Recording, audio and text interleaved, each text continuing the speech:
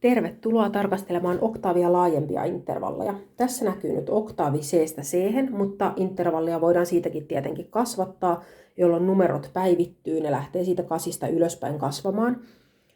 9 ja 10 intervalleilla, 9, 10 on tällaiset omat nimet, joita käytetään usein nooni ja desimi. Siitäkin eteenpäin sitten voidaan antaa intervalleille omat nimet, esim. Tässä 11, 12, 13, undesimi, duodesimi, tredesimi.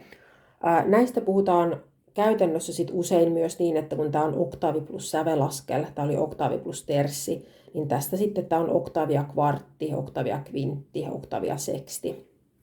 Käytännön kielessä siis näitä kuulee hieman harvemmin kuin sanoja nooni ja desimi. Ja nyt sitten miten nämä menee, niin lyhykäisyydessään, tosiaan niin kuin äsken hieman mainitsin, niin jos oktaaviin lisätään sekunti, näin, niin siitä tulee nooni. Jotenpa sitten se noonin laatu, eli se, että onko se suuri, pieni, vähennetty vai ylinouseva, niin se menee sen mukaan, että minkälainen sekunti, eli minkälainen sävelaskel siihen on lisätty. Ja se toimii näin. Eli jos meillä on puhdas oktaavi, niin kuin esimerkiksi nyt tässä, sitten siihen lisätään, eli plus suuri sekunti, nyt otetaan tämä, koska tämä oli jo tässä äsken, niin silloin se nooni, joka siitä syntyy, on myös suuri, koska siihen lisättiin suuri sekunti. Ja huom, suuri sekunti on yhtä kuin koko sävelaskel. Sieltä D:lle on koko sävelaskel. Eli se on helppo todeta sen pianon koskettimistolta, eli sieltä D:lle on koko sävelaskel. Sieltä Dessälle olisi puolikas. Eli tosiaan, jos tämä olisi nyt sitten Des, tämä joka tähän on lisätty, eli nyt tämä oli suuri nooni tässä näin, sieltä D:lle. Mutta jos tässä olisi Dessä, niin silloin me oltaisiin tähän meidän oktaaviin lisätty vain puolisävelaskelta. Eli täältä kaavasta vaihtuisi puhdas oktaavi plus pieni sekunti. Näin, niin silloin myös tämä nooni, mikä tässä nähdään, olisi pieni. Eli puhtaaseen oktaaviin voidaan tarkastella, että minkälainen sävelaskel siihen on lisätty. Yleensä se on suuri tai pieni. Ja helppo tapa sen sekunnin kohdalla tarkistaa on esim. Pianon koskettimisto puolisävelaskelta, pieni sekunti, koko sävelaskel, suuri sekunti. Ja nyt sitten joskus harvoin voi myös olla niin, että sinne on lisätty ylinouseva sekunti tai vähennetty sekunti. Tarkastellaan niitä hetken päästä, mutta tuossa oli se tärkein informaatio ja yleisimmät tapaukset. Sitten 10. Eli käytännössähän meillä on oktaavi, johon on lisätty terssi, jolloin meillä on desimi.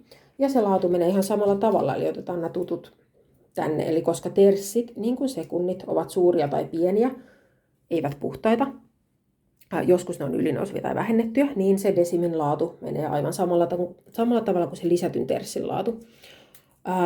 Nyt sitten tässä oli lisätty oktaaviin suuri terssi, jolloin se desimi, mikä meillä nyt tuossa näkyy, on niin ikään suuri. Eli puhdas oktaavi plus suuri terssi on suuri desimi. Ja ne kuulostaakin aika samalta, eli jos sulla on siellä soitin, niin sitten voit soittaa tämän terssin ja tämän desimin. Yllättävän samankuuloiset. Näin, ja sitten jos siinä olisi nyt pieni terssi lisätty, eli esim. Tuossa olisi nyt sitten essä, niin näin päivittyy desimin laatu samanlaiseksi kuin oktaaviin lisätyn terssin laatu oli. Näin.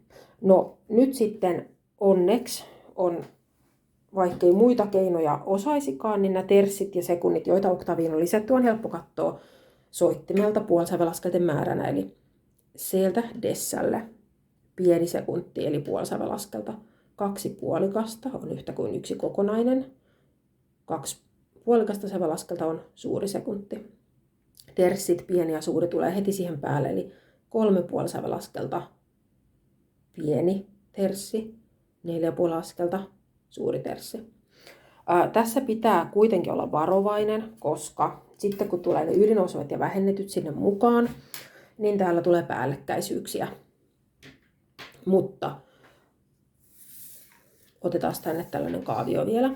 Eli pätee sekä noonille että desimille. Jos meillä on suuri nooni, niin siitä se pienempi, puolisävelaskel pienempi versio on pieni nooni. Mutta niin kuin kaikki suuret intervallit, niin ne voivat myös suureta entisestään ylinouseviksi. Tuosta tuonne on pluspuoli sävelaskelta. Tai pienetä vielä entuudestaan pientäkin pienemmäksi, eli vähennetyksi nooniksi. No, sama pätee kympille. Eli äsken käsiteltiin pieni desimi ja suuri desimi. Jos se suuri desimi kasvaa entuudestaan puolisävelaskelta, siitä tulee ylinouseva desimi. Jos pieni pienenee pientäkin pienemmäksi vielä, tulee vähennetty. Ja nyt tässä on sitten koko homman juju on se, että kun tehdään tai tunnistetaan intervalleja, niin ensin katsotaan se numero sieltä, koska mulla on täällä tämmöisen hieman erikoisen näköisiä ylennys- ja alennusmerkkejä. Mutta nyt jos katsotaan vaikka sitten, palataan siihen vanhaan pieneen nooniin. Näin. Ensin me todetaan, että on nooni, koska Y, K, K, N, 5, 6, 7, 8, 9. Siihen tuli nooni. Se on pakko olla jonkinlainen nooni. Ja sen jälkeen tarkastellaan, että mitä siihen olikaan siihen oktaavin päälle lisätty. Mutta jos tämä olisi kirjoitettu enharmonisesti samalla tavalla, tai siis eri tavalla, näin, niin meillä olisi C ja sis, mutta tämä on oktaavi. Minkälainen oktaavi? Puhdasta oktaavia puolisävelaskelta laajempi, eli ylinouseva oktaavi. Eli ylinouseva oktaavi ja vähennetty nooni on, niin kuin jos sä vaan soitat ne 2 säveltä siinä intervallissa, niin tietenkin kuulostaa samalta. Soitin ei tiedä, että onko sulla siellä sis vai des esimerkiksi pianolla. Mutta silloin tämän teorian kannalta väliä. Ne esiintyy musiikissa hyvin erilaisissa tilanteissa sitten, ne intervallit. Eli siksi ei voida ihan vaan sokeasti nyt laskea puolisävelaskelia, koska täällä tulee menemään sitten niin. Eli nyt jos me mietittiin, että oktaavi plus puolisävelaskelta on pieni nooni, oktaavi plus suuri sekunti, eli koko sävelaskel on suuri nooni. Ja sitten mennään jo tonne oktaavi plus 3 puolikasta, eli oktaavi plus pieni terssi on pieni kymppi. Ikään kuin hypättiin suoraan tuosta tonne, mutta jos tämä olisi tehty tämä kasvattaminen toisin, eli tuosta suuresta noonista oltaisiin tehty suurtakin suurempi nooni laittamalla siihen ylennysmerkki. Tämä ei näytä ihan normaalilta ylennysmerkiltä, mutta tämä on nyt paras tähän hätään, niin nyt se olisi mennyt ylinousevaksi nooniksi. Eli suuri nooni noonina pysyen kasvaa vielä puolisävelaskelta. Silloin siitä tulee tuo ylinouseva nooni, koska tämä on 9 tässä niin kuin visuaalisesti tämä etäisyys. Mutta tämä voi tietenkin kasvaa suuresta noonista puolisävelaskelta niin, että tämä visuaalisesti menee desimin puolelle pieneksi desimiksi. Eli katsotaan ensin, että onko se nooni vai desimi vai joku muu se meidän intervalli. Ja sitten katsotaan, että kuinka paljon sen oktaaviin on lisätty. Ja sitten jos se ei mene niin kuin suoraan näihin, että puolisävelaskelta, koko sävelaskel, pieni terssi, suuri terssi, jos siinä on lisätty jotain muuta, niin sitten aletaan tarkastelemaan, että onko siihen lisätty esim. Ylinouseva kakkonen. Tavallaan ne laadut menee sielläkin ihan samalla tavalla. Eli jos me nyt lähden vielä tähän ylinousevaan nooniin, niin mitä tähän oktaaviin on ikään kuin lisätty? Tuossa on nyt tämä oktaavi ja siinä päällä on ei koko sävelaskel suuri sekunti, vaan ylinouseva sekunti. Eli siellä pätee se ihan sama, että minkälainen sekunti tai terssi oktaaviin on lisätty, niin siitä tulee suoraan sen nooni ja desimin laatu. Nyt otetaan esimerkkejä. Tähän pätee sitten toki niin kuin desimiä laajemmillekin intervalleille tämä periaate. Eli jos meillä nyt sit olisi intervalli 11 undesimi, joka menee tonne asti, niin sen laatu on samanlainen kuin sen oktaaviin lisätyn kvartin laatu. Mutta keskitytään nyt näihin, eli tämä undesimi voi olla puhdas, kun tämä kvartti tässä on puhdas. Se voi olla ylinouseva. Se voi olla vähennetty, jolloin taas tulee päällekkäisyyksiä sitten ton ja sitten sen seuraavan intervallin kanssa.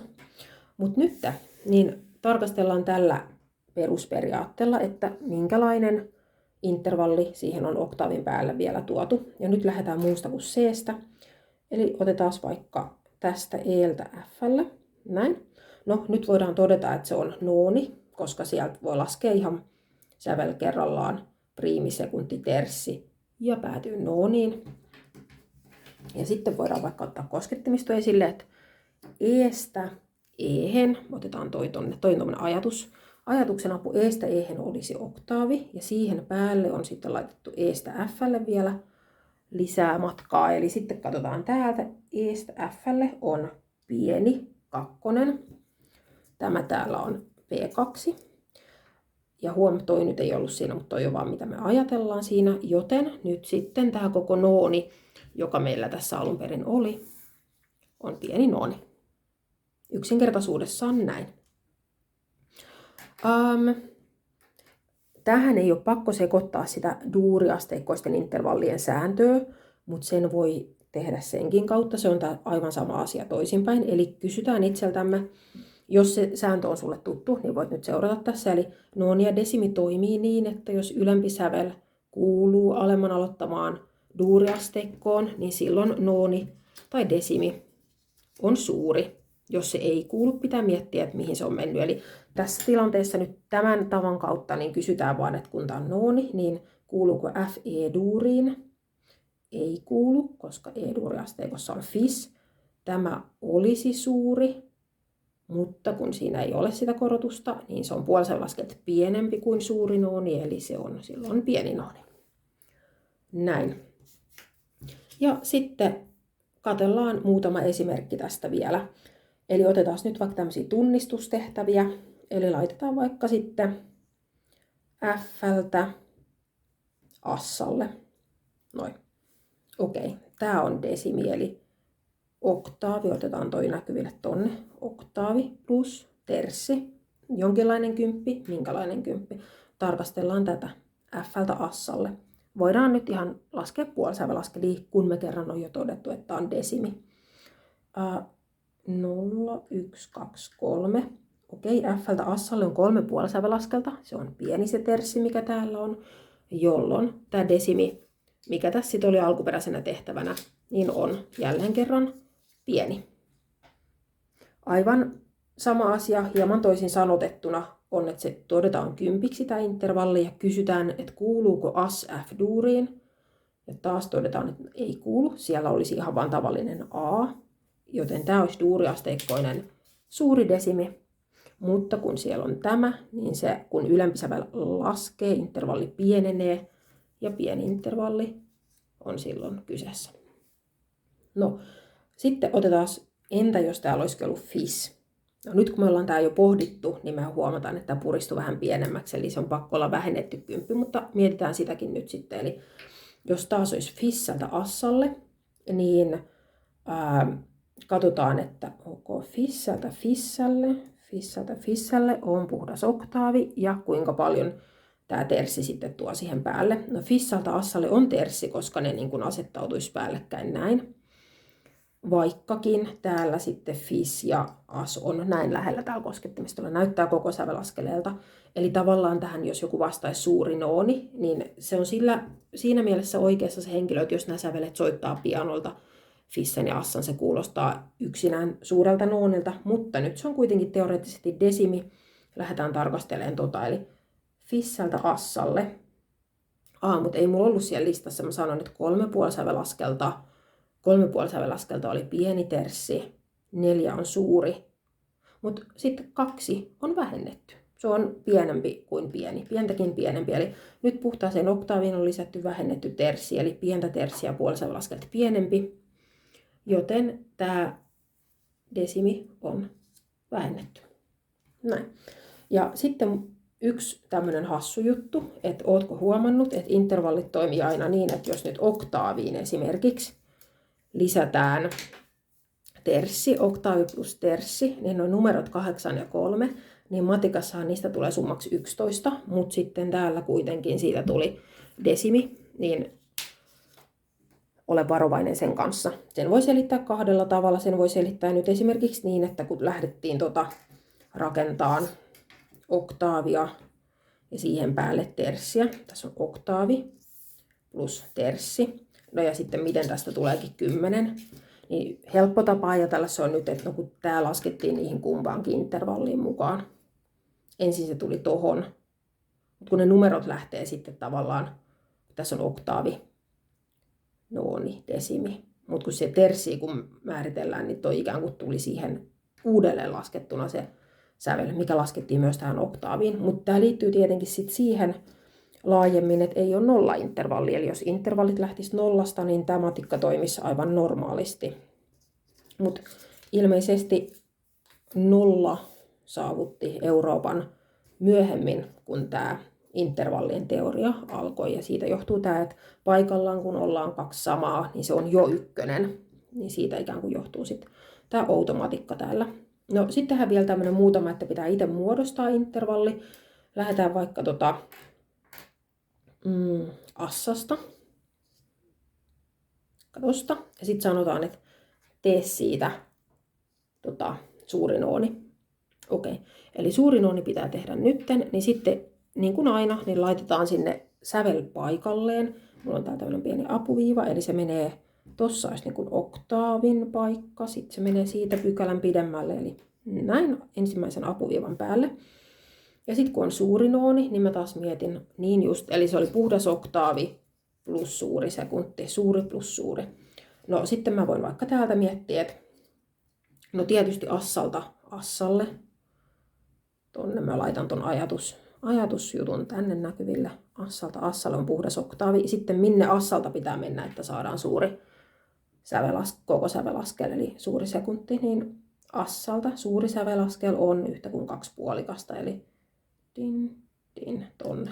Eli tää pitää alentaa, eli se on alennettu tonne b-ksi. No otetaan tosta toi. Tässäkin on niinku se vaara, että jos lähtee suoraan täältä kattoon, että ennen kuin pistää nämä, että no niin, assalta koko sävelaskel, eli 2 puolikasta. Noin, se menee aissalle. Sitten laittaa sinne aissan. Niin eikö tämä mennyt nyt sitten oikein, niin nyt tässä kävi just sitten hassusti. Eli tämä on nyt sitten oktaavi. Tästä muuten tuli mielenkiintoinen, millainen oktaavi tästä tuli. Tästähän tuli ylinousevakin suurempi. Eli samalta samalle, assalta assalle olisi puhdas, tai olisi ylinouseva, tai olisi kaksinkertaisesti ylinouseva. Sekin on mahdollista joissain harvoissa tilanteissa törmätä semmoiseen. Noin, mutta niin mä uskon, että tämä oli aika pitkälti tässä. Eli katsotaan vaan, että mitä sinne oktaavin päälle on lisätty. Ja siitä saadaan sitten noonin ja desimin laatu sekä tunnistus- että laatimistehtävissä. Ja aina voi tehdä tämän niin kuin koko jutun vaan sen duurisäännön kautta, niin kuin tähänkin asti set oktaaviin menevät intervallit on voinut tehdä. Eli voi vaan katsoa, että no nooni on tämän kokoinen täällä viivastolla. Ja sitten suuret ysit, suuret kympit tulee suoraan alemman sävelen duuriasteikosta. Eli kun suurta intervallia pyydetään, niin sitten vaan as-duurista lähdetään. As-duurissa on 4 alennusta, joista 1 osuu tuohon B:lle. Ja näin tämä on valmis. Ja sitten jos sitä haluaisi lähteä, esimerkiksi että olisikin ollut tehtävä, että tee ylinouseva nooni, ensin tehdään suuri, sitten kasvatetaan sitä, ei siirtämällä vaan etumerkkiä vaihtamalla. No, väli kasvaa, kun alennusmerkki poistetaan. Näin. Ja joskus sitten voi tulla vastaan kaksoisalennettuja säveliä tällaisissa, että jos pitää sitten alentaa alennettua säveltä, niin ei siirretä sitä seuraavalle, vaan laitetaan kaksoisalennus, joka on 2 alennusmerkkiä. Jos joskus ylennettyä säveltä pitää vielä nostaa, että saadaan toivottu intervalli, niin ei siirretä sitä sinne seuraavalle, vaan laitetaan siihen kaksoiskorotus. Näin. Kiitos, toivottavasti tästä oli apua. Jatko-osa, jotain unohtu. Eli entä sitten kun pitää muodostaa nooni tai desimi alaspäin pyydetystä intervallista, niin siihenkin pystyy soveltamaan käänteisintervalleja niin kuin muihinkin alaspäin rakennettaviin, mutta itse asiassa ei tarvi. Eli sitten voidaan soveltaa ihan vain se, että oktaaviin on lisätty tässäkin jotakin. Eli nyt jos sanotaan vaikka, että rakenna suuri nooni alaspäin F:stä, laitetaan tämä paikalleen ja sitten taas muistetaan, että suuri nooni on oktaavi plus koko sävelaskel. Eli katsotaan nyt sitten, että jos me oltaisiin menty tuohon F:lle näin, niin sitten kun tässä on oktaavi, niin tämän sävelaskelin pitää olla suuri. Ja ei enää saa sieltä siirtää mihinkään, se on siinä varmasti, mutta etumerkit selville, niin F:stä koko sävelaskel, eli 2 puolikasta on F, E, S. Ei dis, koska tuo nappula on jo tuossa paikallaan, tuo nuotinpää. S. Okei. Näin. Kiitos.